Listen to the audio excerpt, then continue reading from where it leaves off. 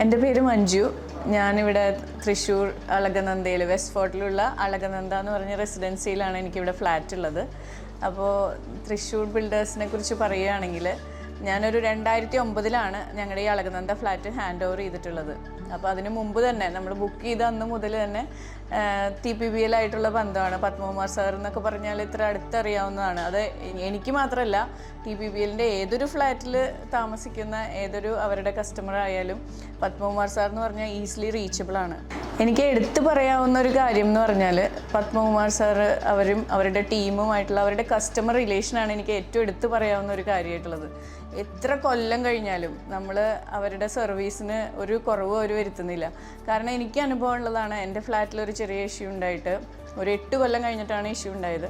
ആ ചെറിയൊരു ഇഷ്യൂവിൽ അവരുടെ കസ്റ്റമർ സർവീസിലുള്ള അവരുടെ മാനേജേഴ്സും പിന്നെ ഈവൻ പത്മകുമാർ സാറ് വരെ ഡയറക്റ്റ് ഡീൽ ചെയ്ത ഒരു സംഭവം എനിക്ക് അനുഭവം ഉണ്ടായിട്ടുണ്ട്.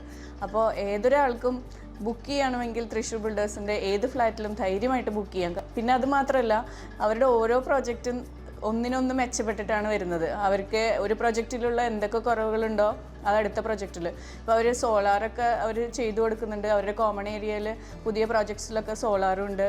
അങ്ങനെ എല്ലാ കാര്യങ്ങളും അപ്ഡേറ്റ് ചെയ്ത് ചെയ്യാണ്. കസ്റ്റമർ റിലേഷൻ എന്ന് പറഞ്ഞാൽ സൂപ്പറാണ്. നിങ്ങൾക്ക് ധൈര്യമായിട്ട് അവർക്ക് ബുക്ക് ചെയ്യാം. ഒരു 55 പ്രോജക്റ്റ് തൃശ്ശൂർ ബിൽഡേഴ്സിൻ്റെ ഉണ്ട്.